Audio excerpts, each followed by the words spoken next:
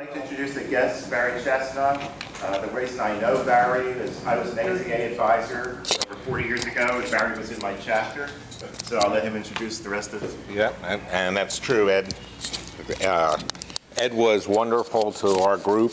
We were Morristown AZA, and I think he kept a few of us out of trouble now and again, and managed that all of us have done well. And it's a pleasure. I'd like to get to know everybody. I'm a lawyer in Cherry Hill, primarily family law. I'm sorry? Barry Chestnut. And I've been practicing going on 32 years. I have my own firm, and I'm at a point now where I can take cases that I enjoy taking and helping people. So it's a good practice. I'm married. I have 2 kids. And that's about it. I'd like to get to know everybody. Thank you so much.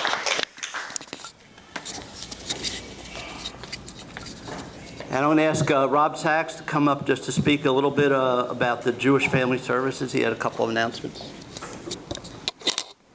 Get out of your way here. Good morning. Just quickly, we are trying to get as many clubs, as many people as we can to bring kosher food to the JCC. Either leave it in the lobby or in the senior department. You would not believe the numbers of the people that are suffering in our own Jewish community, especially the elderly. So if you have stuff in the cabinet at home that you're not using, anything that is in a can, in a box that can't be eaten by a rat, because if you store it, that happens, and it's got to have a kosher label on it. We don't care if it's soda, we don't care, even if it's soap. Bring it, it will be greatly appreciated. The cupboard is bare. And the only thing other than that is that I think that most people do not realize that we have a Jewish community that is hurting very, very bad. Jews are perceived to be all very wealthy, and there's nothing true about that. I wish it was. So anything you can do to help that cause, we would greatly appreciate at the J. And I'll leave you with a story quickly. 2 men were sitting in front of the Vatican, both sitting with their legs crossed, both had baskets in front of them. One had a crucifix from his belly button to his neck. The other one had a Star of David. Everybody came out of the Vatican after their visit were throwing 20s and 50s and 10s and 5s into the one with the crucifix. About an hour into this program, the Pope came out. He said to the guy with the Star of David, I don't understand why you're sitting there. This is not only a Jewish Catholic community. He said, it's a Catholic city, he said. I would suggest that you move elsewhere, maybe you'll have some luck. And he turned to the guy with the crucifix and he said, look who's telling the Cohen brothers how to market.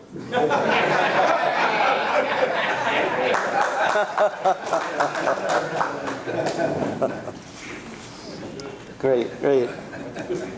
Ed Stein on finances and presentation of our check.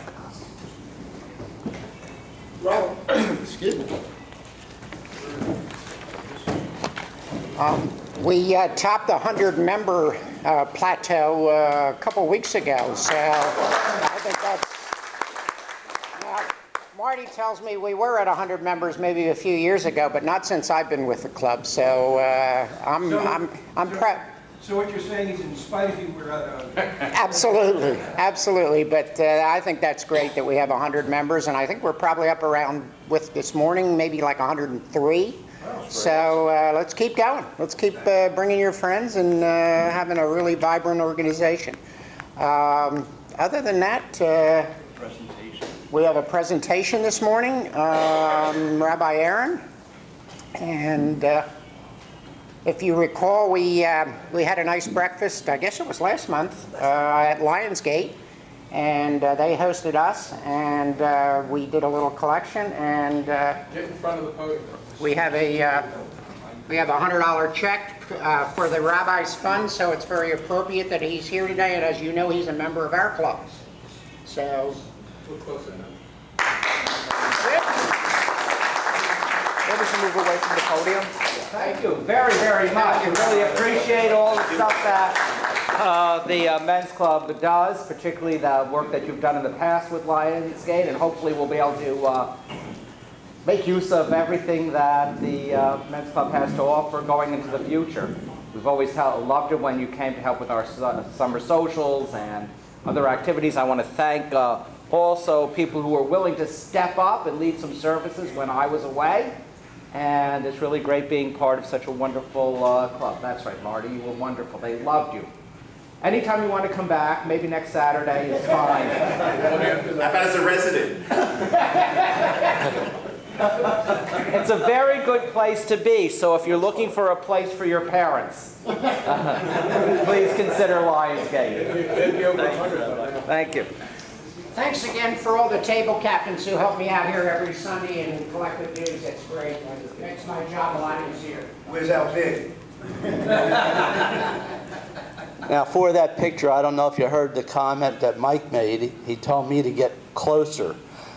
Mike hasn't noticed that's getting more and more difficult to do.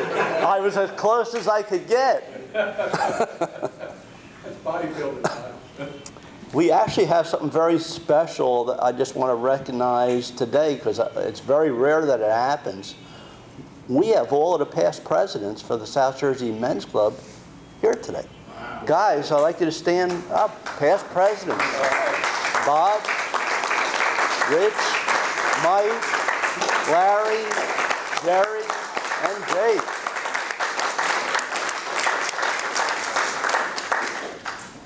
Very special to see that. And we're so happy that you guys can be here. That's just super. I'm going to ask Mike to come up and give a report on the convention, and what he's going to talk about is going to segue into what I want to talk about as far as some projects that we're looking at. Mike? Good morning, everyone. Good morning. Last week I attended the convention of the Federation of Jewish Men's Clubs. We are part of the Mid-Atlantic region. And there was about 400 people from North America there representing their men's clubs, as well as one from Uganda and some from Chile, Canada, and Argentina. And part of it was that we had Torch Awards. As you may or may not know, Torch Awards are the awards given for outstanding activities in various activities categories, and we were able to win 2. Now, mind you, we are the only club in the Federation of Jewish Men's Clubs that's basically a synagogue men's club without a synagogue. Yes, Bob? How many did we submit? 2. So we won 2 for 2. Right. And this is the award that they gave us, and if it'll be along with all our others, the only time that any of us have ever seen all the awards that we've gotten was at the 25th anniversary celebration, which was March, I believe? Yes, yes. In March. And if you, how many people attended that? Good. I got news for you. I'm still hearing feedback from people that say they couldn't believe, the non-member guests, they couldn't believe all the things that our men's club did. And frankly, neither could I. It was the first time I ever saw all of our awards together at one time. And I got news for you. I thought I knew just about everything there was to know about the men's club, and I was impressed. And this is just going to be one more there. Hopefully someday we'll have a place that we can display all of our awards. I mean, that wall over there would probably be big enough. Very naked. Pardon? It's very naked looking. Very naked looking. I'll see what I can do.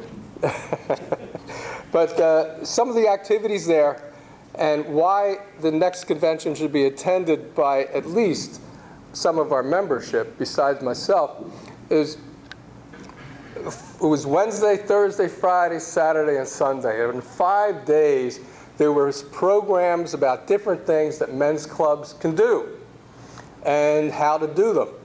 And I'm just one guy, so I could only go to one program at a time. And I brought back information from just about every booth at the program fair. Then I turned it over to some members of our board of directors. And hopefully it'll be feedback. The next one is almost certainly going to be much closer, drivable in Washington. And that'll be in 2 years. And I strongly urge people to attend. And everyone who goes comes back enthused, getting a really good feeling of what we're part of. I mean, we're just one club from across North America, and this will knock your socks off. We have more awards than any other club ever for the activities that we've done. We haven't put any in for a couple of years, except for this year, because you can't repeat. And once you get awards and everything, it's hard to get more. But the thing that impressed people was they couldn't believe that a group like ours could exist. They couldn't believe that people would join a men's club, a Jewish men's club, where they didn't feel an obligation to join like you do if you're part of a synagogue. They also completely incredulous that we generally, in the middle of the summer, we have this kind of turnout. This is more people that show up during the year at the big synagogues in this area. Plus the fact that we'll have roughly 35–40% of our members come to a meeting. They don't believe that. The other thing that people find hard to imagine is that we've never had anybody burned out. Why don't we have anybody burned out? Why is it that every president is still a member and still tries to be active? Because everybody does something. In this room right now, we have people who are mucky-mucks in their world. We have people who own a business or are wealthy but you can't tell. You can't tell. We have philanthropists and we have some people who got a break on their dues. We have doctors and lawyers and business owners. But everybody is expected to do something. We're not a breakfast club. We're a men's club that does an awful lot of things for the community. And if you do things for others, it makes us better too. Thank you very much. Don?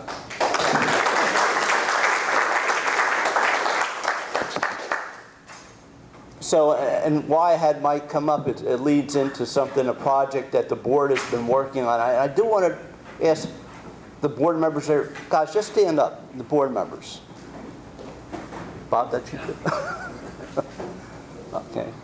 You know, this is the leadership of our organization. Thank you, guys. You can sit back down. And one of my big concerns while I've been president is that we really need to have people helping them. We have a lot of things that we want to do, that we can do, and we are currently doing. But we want to spread it out a little bit, make it a little easier, make everybody's life a little easier. So we're asking you guys that currently don't have that position to help us out. Fortunately, we're not an organization that we worry about needing money. We really never ask for money other than the $42 dues. But we need people, we need help. We need people that are willing to pick up just one little tiny activity and help out a board member doing it, or if they have something of interest, pick up the activity and we'll try to get people to help you and we'll run with it. And that's how we get bigger, better, and stronger. We do a lot of things, but we could be doing more. And one of my fears is that at some point one of our officers won't be able to do what they are doing, and that's when it would be noticed and we don't have somebody to fill in. All of us know when we come here, we have a morning crew. We come and we assume we're going to have bagels, we're going to have lox, we're going to have all the refreshments. The orange juice is here, the coffee is almost made and almost ready. But the only reason that happens is because somebody's made it happen. And that's what we really need to in order to move forward with our group. I've asked the board to be at tables. We have made up a list of activities that fall under each board member's office. And the board members are going to look at it with you, and we're asking you, if you see something on the list, please consider helping us out and signing up for it. You won't be out on an island. We'll help you. We'll give you support. But it'll make it easier if we could spread things out a little bit more, plus having somebody as a backup if one of our key people would be absent or not to be able to perform all of their duties. So we're going to take like 10 minutes or so, and I'll let the officers, if there's a table that doesn't have an officer, we'll make sure somebody's there. And I do have extra copies of we're, for lack of a better term, we're calling it the Taskmaster. And that it's a living, breathing document. We could add things to it. It could be things as simple as, like I know we've been talking about a River Sharks game. If somebody wanted to volunteer to organize it, that would be a huge help in running one of our activities. So I'm going to give you about 10 minutes. I'll circulate as well, trying to answer any questions that you have. I have additional copies. And, please seriously consider helping us out, signing up for something.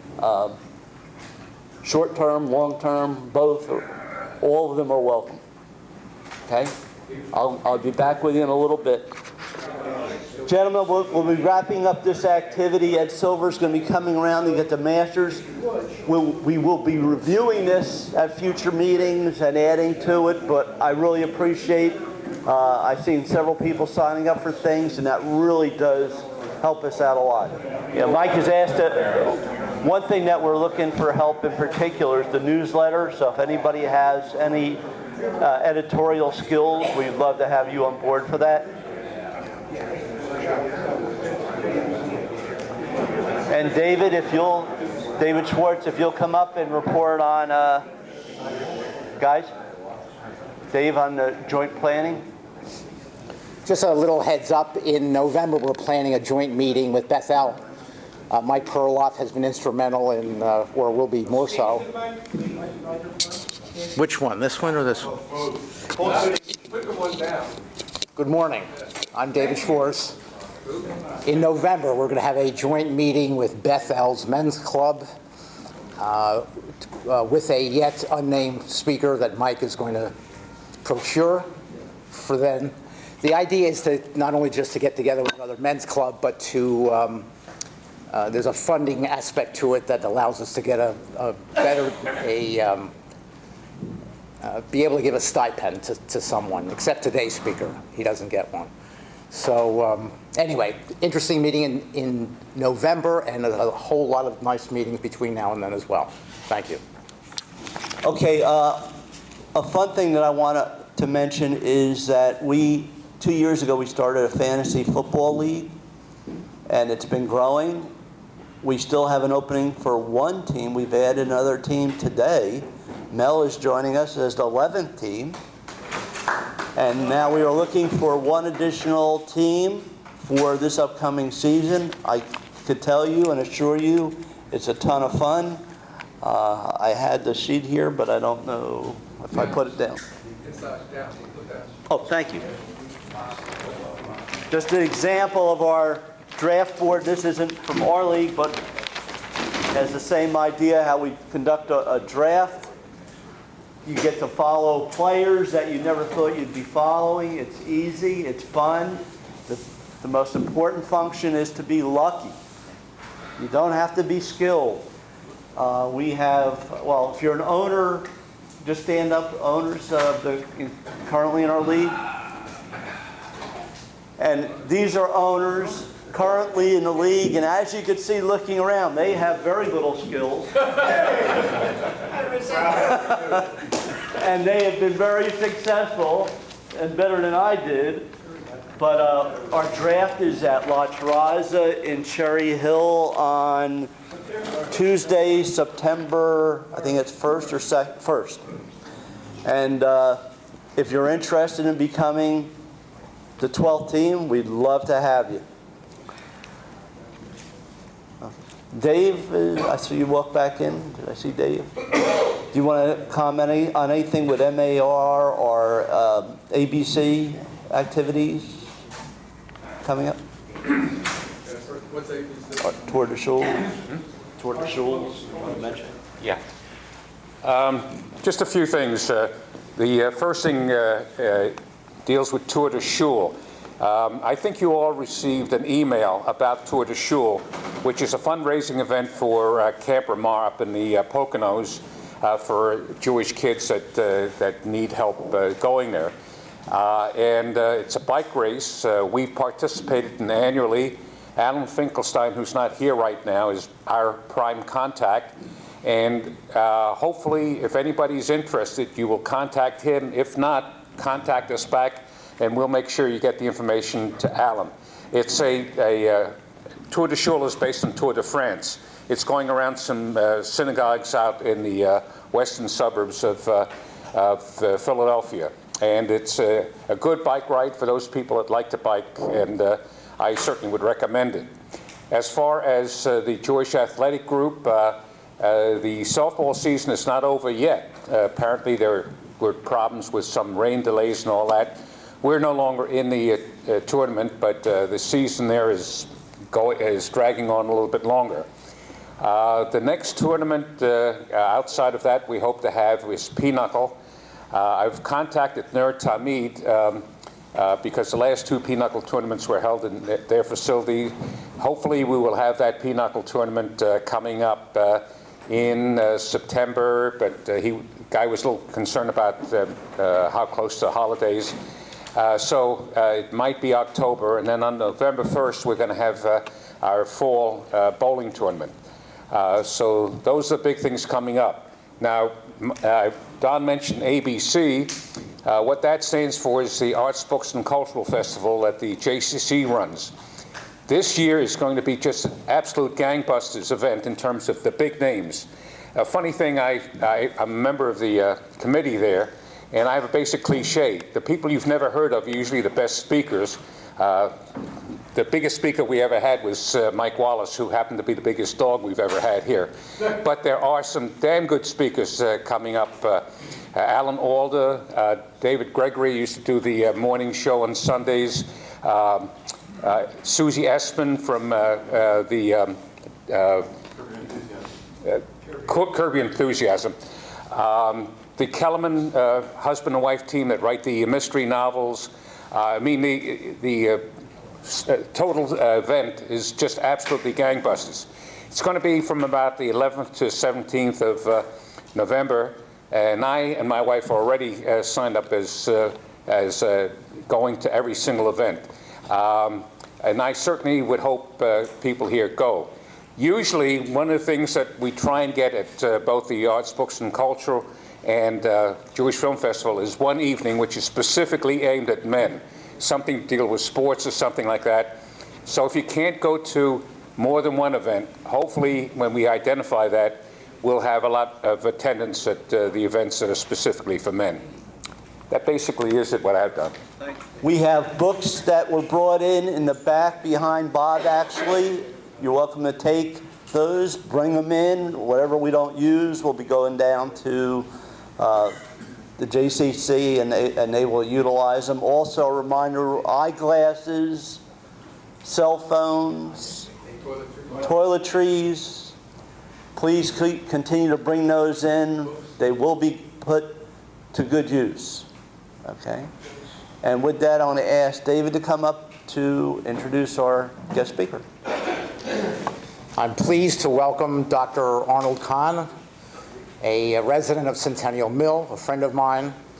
He told me I could say that, who is a retired professor from, a sociology professor from Burlington County Junior College and other schools.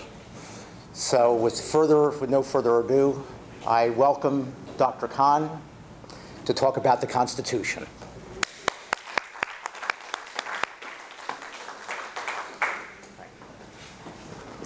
Thank you. I want to thank you all for having me, and especially David for inviting me. It sort of came as a surprise. The reason he invited me is because, among other things, I'm a volunteer at the National Constitution Center. So he asked me to talk about the National Constitution Center.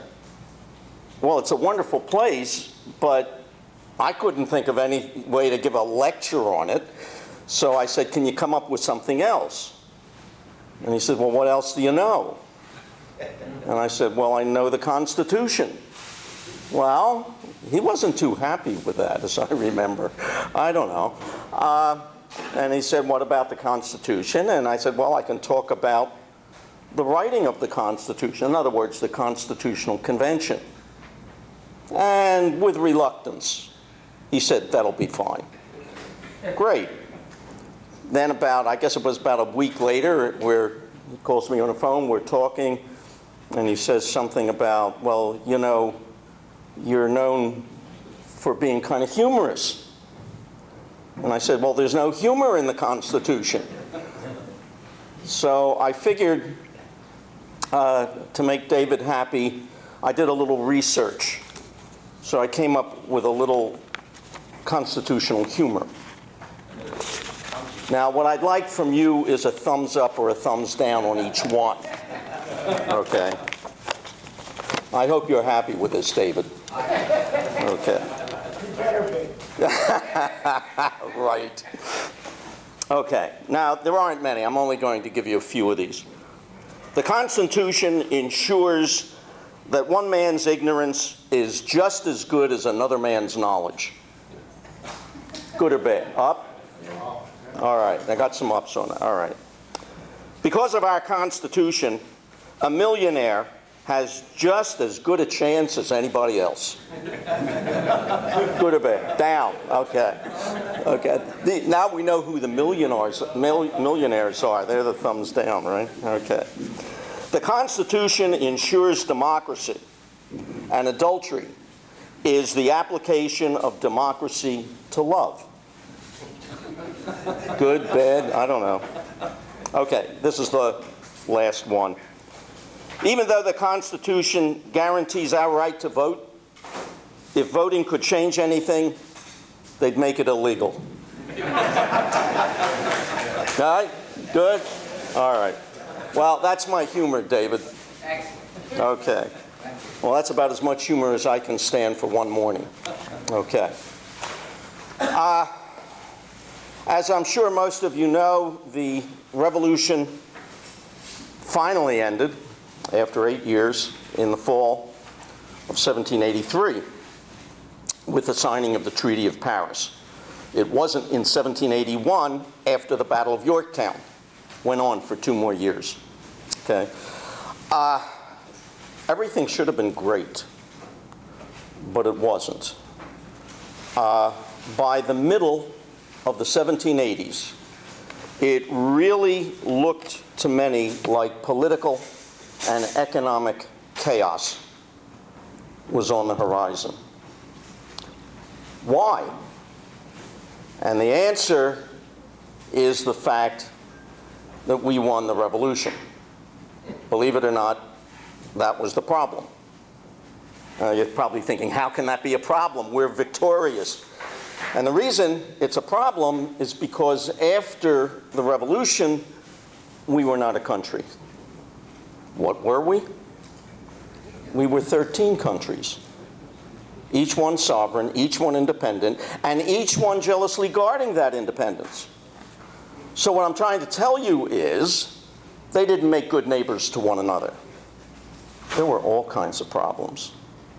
If I were to try to recite all of them to you, you'd probably have to sit there till the late afternoon, and I'd probably lose your interest somewhere along the way.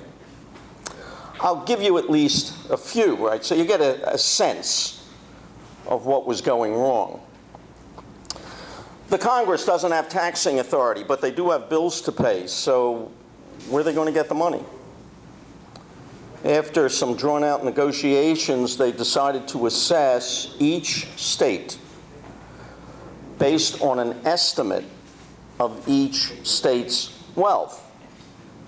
The only problem was there was no enforcement arm. So, some states paid. Some states partially paid. And 2 states, till this day, haven't paid a dime. Anybody here born in Georgia? Boo, hiss, Georgia. You want to try to guess the other one? New Jersey. And as citizens of New Jersey, we can all attest to the fact that the state hasn't changed a bit, right? Same old, well, you know. The states start taxing each other's goods as those goods pass over their borders. This produces inflation, produces recession, produces depression. Shays' Rebellion, right, comes out of this, et cetera, et cetera, et cetera. It was a mess. There are millions of dollars in war debts that have to be repaid, and the states can't come to an agreement as to who pays how much. Well, you get the idea, right? It's a mess. Okay. By March of 1785, two states that were having difficulties, commercial problems with each other, Maryland and Virginia, decided to meet in Alexandria, Virginia.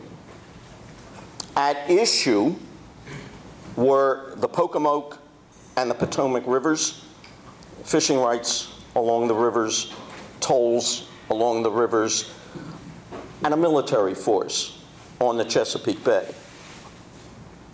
George Washington, after the war, now retired from the Army, but still involved in Virginia politics, invites the delegates from both states to his home, Mount Vernon, to continue the meeting. With Washington present, they resolved everything. They resolved it so well that one of the Virginia delegates, a man who will later become our fourth president, who's number 4? Madison. Usually when people don't know, I tell them his wife is more famous than he is. Anyway, Madison, seeing that the two states had worked out all their problems, suggested all 13 states get together to work out their commercial problems as well. And everybody loves that idea.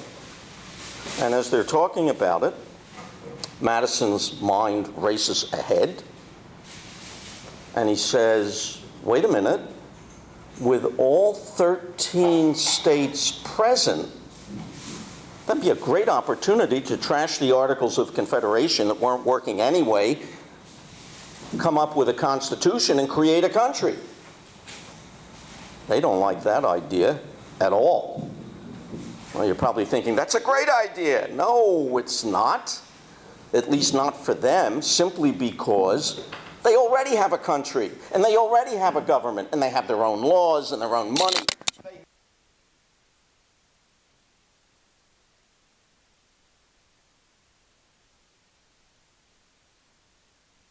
Create a one world government. All the countries of the world, and only one government.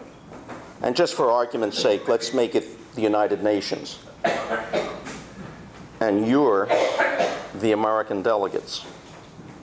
Question. How much power and authority would you be willing to give the United Nations over the United States? 0. Now you know how they felt, right? They weren't so happy about this. 74 men will be authorized to attend the convention. Only 55 put in a showing. Why? The others didn't want it. Of the 55, 13 will go home. Why? Because they didn't want it. On the day of the signing, 3 wouldn't sign. Why? Because they didn't want it. There's a moral here. If you're against something, don't go home, right? Because if they hadn't gone home, right, if all 74 had come, the United States wouldn't exist, right? Interesting situation. Well, they call for a meeting That September, to be specific, September the 9th, 1786, and all the states are invited, and a meeting that could have lasted 3-4 months lasts 2 days. Why only 2 days? Because only 5 states send delegates. Can't do anything with 5 states. A lawyer from New York sent delegates. A man who will die in July of 1804 in America's most famous duel. That's got to be who? Hamilton, right. Hamilton suggests they try again, only this time in Philadelphia, and Madison gets a brilliant idea. And he says, I'll get Washington to come. And if Washington comes, all the delegates will come, if for no other reason than to see him. Absolutely correct. Okay. Washington is easily the most popular American that's ever lived and probably ever will live. You're aware, of course, that he served 2 terms as president, yes? But are you aware that when he was elected by the Electoral College both times, it was unanimous? You think that'll ever happen again? Not likely, right? Well, it was set for May the 14th. Madison arrives 10 days early. He gets a room at Mary House's boarding house that was on the corner of 5th and Market Street. He's there early so that he has time to sit at a writing table and set to paper ideas for what will become his Virginia plan, which, by the way, is pretty much what we have today. On the 14th, he walks the 1 block to the State House, which, by the way, is still the official name of the building. It's not Independence Hall, it's the Pennsylvania State House. He walks into the assembly room, looks around, and must have been devastated. Two delegations were present. His own, Virginia, and Pennsylvania. But of course, the Pennsylvanians, they just had to walk a couple of blocks. So they postponed to the 25th. On the 25th, somewhere around 10:30 in the morning, Madison walks into the assembly room. 7 delegations present. 7 is a quorum. They could begin. 1 state never shows up. Okay? And to this day, they haven't signed the Constitution. And 2 of my best friends live in the capital of that state. And every time I see them, I threaten to throw them out. Anybody know which state? Take a guess. One of the original 13. Yes, very good, sir. Very few people get that. Rhode Island never showed up. And they were the last to ratify. And the only reason they ratified, they knew if they didn't, they'd be surrounded by a country. So they figured they didn't have a choice in the matter. Well, first order of business, who's going to sit in the chairman's seat? Everybody knew that Franklin was going to nominate Washington. Would you want to run against Washington for anything? What a hopeless task that would be. So nobody else puts his name in that nomination. By acclamation, Washington gets the job. Next, they decide on secrecy.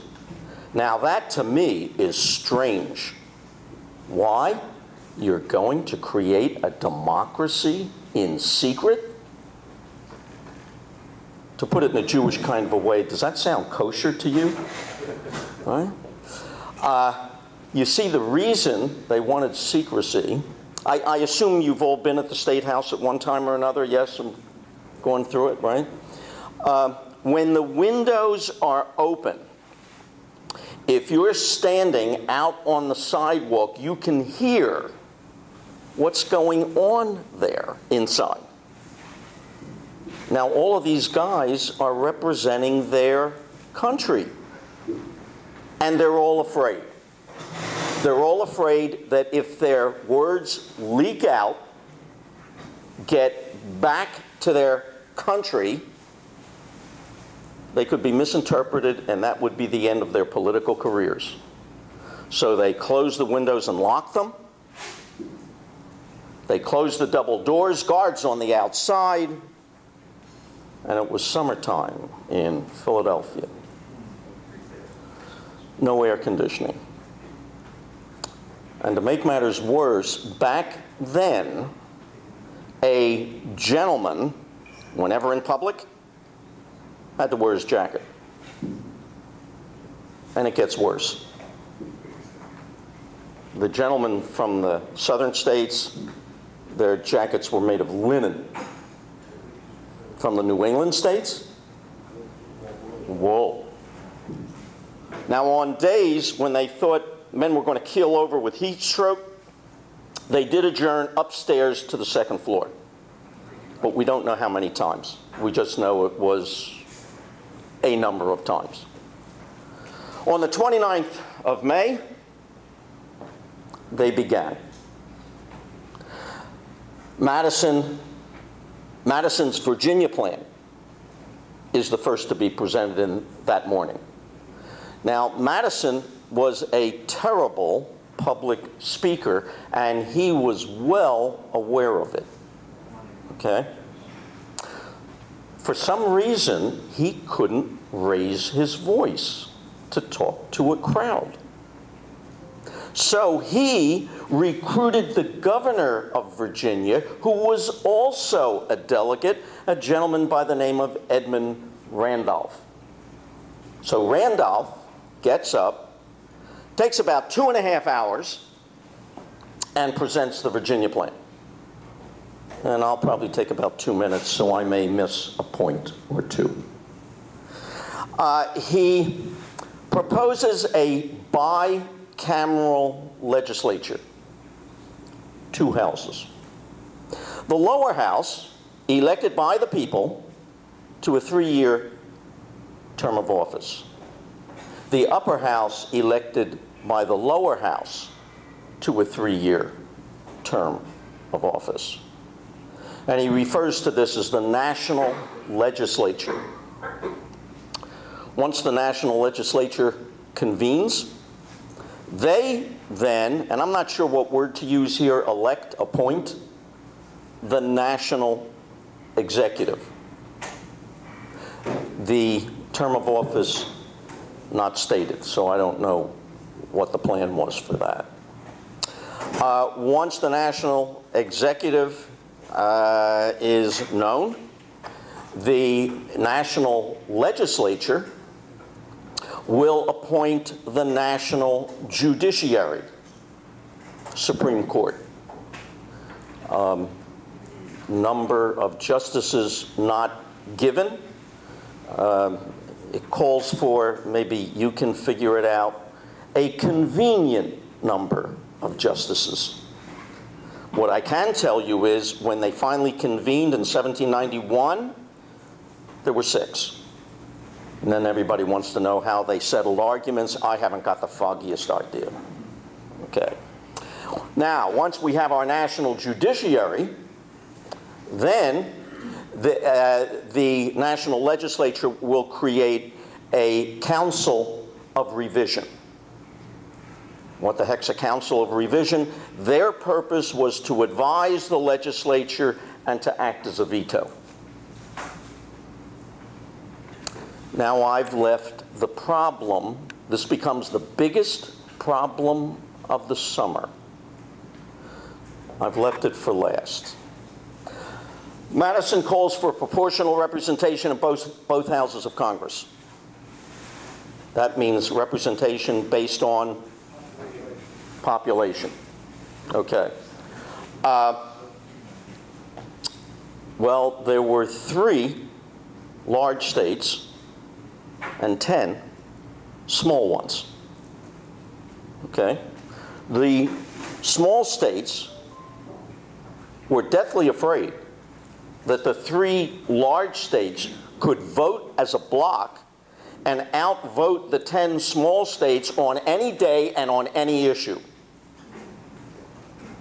Now, being from New Jersey, a small state, can't you just hear yourselves going, oh, no, no, no, no, you figure out something else? Well, the line was drawn in the sand. They fought about it for a little less than 2 weeks. On the 11th of June, Roger Sherman of Connecticut, who I personally think was a genius, started out as a shoemaker. Would you believe that? But I figured he was just having a bad day.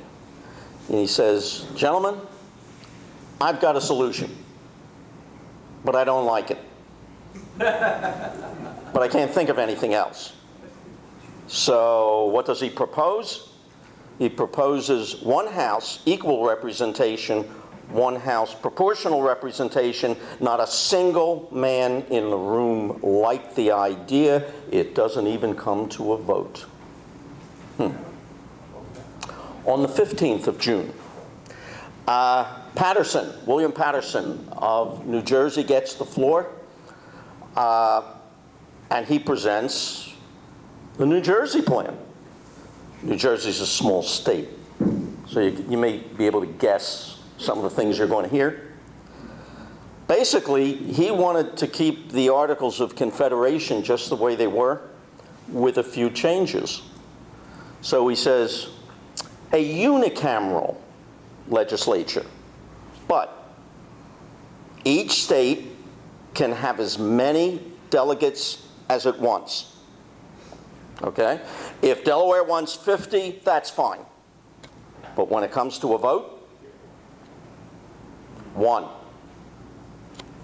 The federal government will only have authority over interstate commerce, nothing else. And they'll only be able to tax foreign goods. And a majority of the governors, you'll love this one, a majority of the governors can meet, take a vote, and remove the national executive. Now, if you know your American history, and I'm sure many of you do, how many of our presidents might have been removed from office by a majority of the governors, in addition to Andrew Jackson, Abraham Lincoln, both Roosevelts, right? I mean, oh my God, wouldn't that have been something else? Well, on the 18th, Alexander Hamilton gets the floor.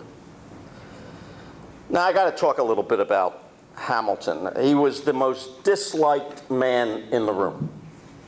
Why was he so disliked? Because he was a genius. Not exactly. Because he knew he was a genius. Have you ever known anyone like that? I see everybody's looking around at the other people at the table. Did you like them? Probably not. Okay? And when I tell you what he proposed, you're going to wonder how he ever got out of that room alive. Because 21 of the men, 21 of the delegates, were veterans of the war. They'd fought, they'd seen a lot. Now, Hamilton fought too, very well. He was very heroic, et cetera, but he was a great admirer of the British. Here's this relatively small island off the coast of Europe, but the sun never sets on the Union Jack, and there's got to be a reason for it, and he believed it was their political institutions. So he proposes a bicameral legislature, the lower house elected by the people to a 3-year term of office, and they cannot be reelected. By the way, Patterson wanted that as well. I forgot to mention that, right? You spend 3 years in, you're out, and that's the end. I guess it's just like today that you have to change politicians from time to time, just like a diaper, and for the same reason. That's a little humor, right? I got that in. Okay. The lower house, excuse me, the upper house is elected, and this is kind of strange, by electors elected by the people. In other words, I elect Mr. A to be an elector, and then all the electors get together and they elect Mr. B. Why do they do that? Well, Hamilton, in time, will become the head of the Federalist Party, and the Federalists believed that the common folk were incapable of making the kind of sophisticated, educated, you know, call it what you want, decisions necessary to run a good government. So if I elect an elector, he's probably a step above me, right, in the chain of things. And then the electors elect somebody else, so he's probably above them. And as far as Hamilton is concerned, we're getting the best people possible. But the upper house's term of office, for life. The national governor, that's Hamilton's term, the national governor will be elected the same way as the upper house, and once he's elected, term of office for life. How'd you like our president for life? Okay. What's he just proposed? Think about this. Yeah. A House of Commons, a House of Lords, and an elected monarchy. Oh my God. Okay. It's the hottest day of the year. I don't know the temperature, I just know it's the hottest day of the year, and he takes the whole day. Now imagine you're one of the delegates listening to a man you can't stand to begin with. I guess it would be like sitting here listening to me, maybe. I don't know. It would be bad. It would be bad. Okay. He comes in the next day on the 19th.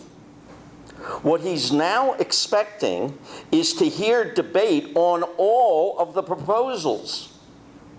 That's not what he hears. They ignore everything he proposed. He's furious. Furious doesn't cover it. He is so angry that by the end of the week, he packs his bags and he goes back to his law practice in New York City. Okay? He will return. He will sign the Constitution. He returns after Washington, who recognizes his ability, sends him 2 or 3 almost pleading letters to return. And he will sign, as I said, but his signature doesn't count. Now you're probably thinking, what the heck are you talking about? New York sent 3 delegates. The other 2, Yates and Lansing, left 2 or 3 days before Hamilton. Why? Because they wanted New York to remain its own country. Okay? When he returns, and I said he'll sign it, New York's rules were that all 3 delegates had to agree and sign. Well, only 1 signed, so it doesn't count. Now, here's a little insight into Washington's humor, okay? And you got to picture this. Hamilton goes up to sign. Now remember, since it doesn't count, there's only 11 states, right? Rhode Island's not there. So Washington looks over the room and he goes, "Gentlemen, the Constitution of the United States has just been signed by 11 states and Alexander Hamilton." So, okay. Anyway, we still have the problem.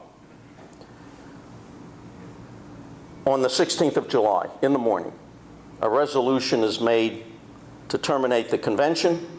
There's no use going through this anymore. Let's go home. They wanted to leave Philadelphia like a junkie wants a shot. There are probably some people who feel the same way today, but back then it was a lot worse. No sewers, only half the streets paved. Dock Creek was still flowing, and that's where all the tanneries were.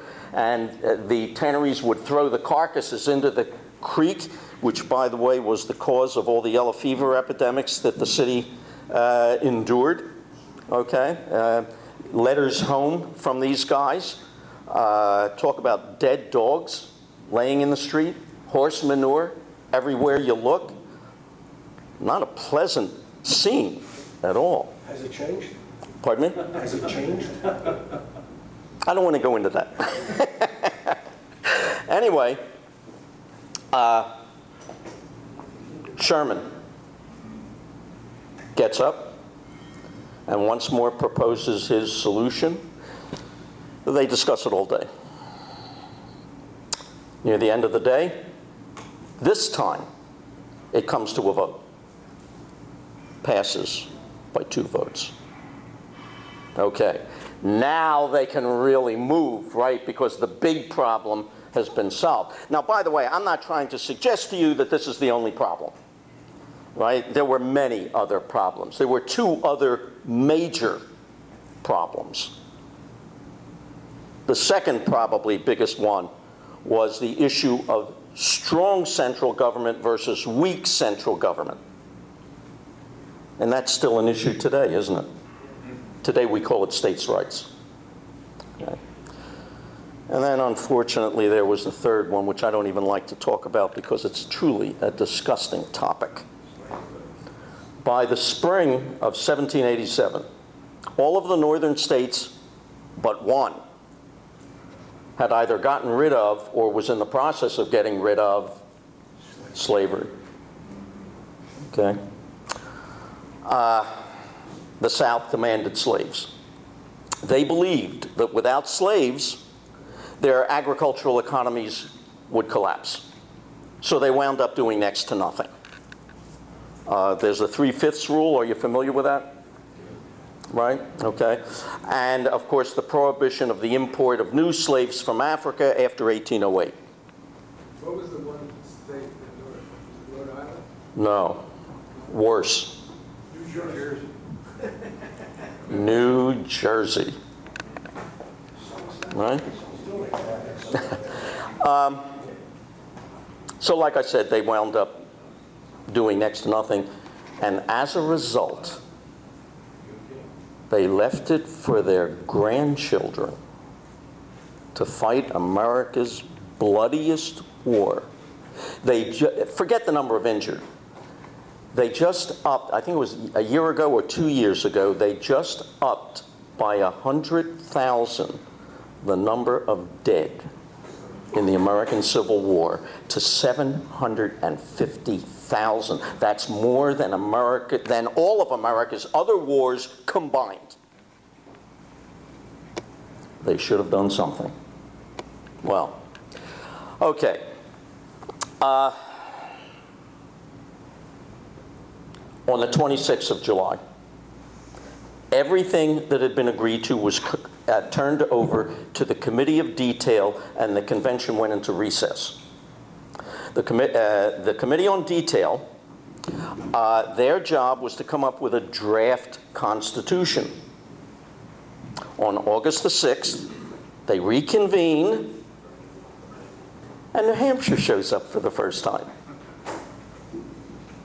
And they begin to go over the draft Constitution, believe it or not, and revote everything, changing about half of it to one extent or another. Finally, on the 8th of September, everything that had been agreed to by that time was turned over to William Samuel Johnson of Connecticut, chairman of the Committee of Style and Arrangement. And it was their job to come up with a final constitution. But the people on the committee, and Madison was even one of them, nobody thought it was an important committee. Well, you've all been to meetings, haven't you, where they took minutes, right? And you'd all probably agree that the hard part is making the decisions and the easy part is writing them up. Well, the 5 guys on the committee, they don't want to do it. So everything is turned over to my favorite delegate, Gouverneur Morris. You've ever heard of him? If you ever read about any of these guys, you gotta read about him.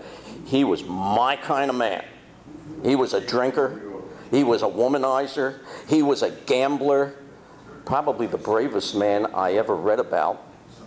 Okay. Prolific, they named it town. I can't hear. He was so prolific, they named it town. To give you an idea about how brave he was, he succeeded Jefferson as ambassador to France. So that meant he was the ambassador during the terror. You know what he did? He took French aristocrats and hid them in his home. Do you think Robespierre would have honored diplomatic immunity? Well, okay, I mean, my kind of guy. Anyway, Morris, no relation to Robert Morris, the financier. Morris takes everything back to his room, takes a long weekend, and writes the Constitution of the United States, just the way we have it today. Isn't that something else? Okay. On the 12th, he presents it to the Assembly, and they do what we Americans always do. We never like anything the first time, so they tweak it. He goes back to his room, he rewrites, he represents on the 15th. They adopt it and decide to sign on the 17th. On the night of the 16th, like I said before, these guys want out of Philadelphia. On the night of the 16th, they pack their bags, load their carriages or saddlebags or whatever, line up in front of the State House on the morning of the 17th. They want to go in, sign, and get the hell out of here. Washington calls them to order. Boom! Up goes a hand. Nathaniel Gorham of Massachusetts. You won't believe this. I think I'd have passed out. He wanted to amend the Constitution. Oh my God. All right, Nathaniel, what do you want? He wants to change the formula for appointing delegates to the House of Representatives from 1 for every 40,000 to 1 for every 30,000. For the first time since the 29th of May. Washington turns over the chairmanship of the convention and talks in favor of the amendment. Nobody is going to argue with George Washington. So by acclamation, it's a done deal. And they signed. On the 18th. Wait, what was the purpose of the change? Pardon me? What was the purpose of the change? Well, the purpose was to give more people more influence. In other words, 30,000 over 40,000. Okay. On the 18th, the new Constitution appears for the first time in print in the Philadelphia Gazette. On the 28th, it is sent to the states for ratification. Oh, by the way, I forgot to mention 3 men. Remember I mentioned it before, wouldn't sign. The 3 men, why won't they sign? There's no Bill of Rights. They demand a Bill of Rights. The 3 men were, the first of them was George Mason. Besides the Bill of Rights, Mason won't sign because there's nothing in the Constitution banning slavery. Good man. But kind of a funny thing. He owns 300 slaves. And in his lifetime, he never freed one. If you read about him, every book I've ever read on him, the historians kind of give up. They don't know what he was thinking. Edmund Randolph, remember, Governor of Virginia? He won't sign. Why won't he sign? Well, he's a relatively young man. He's about 30, I think he was around 34, 35. Okay? He was afraid. He was afraid if he signs and Virginia doesn't ratify, it's the end of his political career. So he won't sign. Now, Randolph will support it at the convention. Mason won't. Now, Mason was a boyhood friend and next-door neighbor, Gunston Hall, if you've been down to Mount Vernon, to George Washington. George will never speak to him again. Something else, huh? Wasn't he the first president under the Articles of Confederation? Who, Mason? Mason. Well, there really was no president as such. Some argue that I forget what the title is of the Continental Congress, that he would be the president. But I couldn't get, but there've been a lot of them. Okay. Elbridge Gerry. Okay. Elbridge Gerry. He won't sign for 2 other reasons. First of all, there's nothing in the Constitution leaving room for a new constitutional convention. They must have died over that one. Why? Because he thought we'd made mistakes, and we don't know them now, but we'll know in 10 or 20 years. The other reason, there's nothing in the Constitution limiting the government's ability to create, maintain, or enlarge a standing army. He's afraid of standing armies. He makes a joke out of it. And this is the joke. He said a standing army is like a male member. You get that, right? Whenever it is assured of domestic tranquility, it will seek foreign adventure. Okay. So he won't sign. Well, it goes out. It'll take 18 months. Rhode Island was the last to ratify. But nevertheless, 3 states, I mean, when you consider it, the ratification conventions, that's really a big deal, isn't it? I mean, think about if you were one of the delegates to one of these, that's really an important thing. You don't want to rush into it. Nevertheless, 3 states ratified before the first of the year. Anybody know who was number 1? Delaware. Right on their license plate. They'll never let us forget it. Okay? Number 2? Pennsylvania. Number 3? New Jersey. Thank you so much.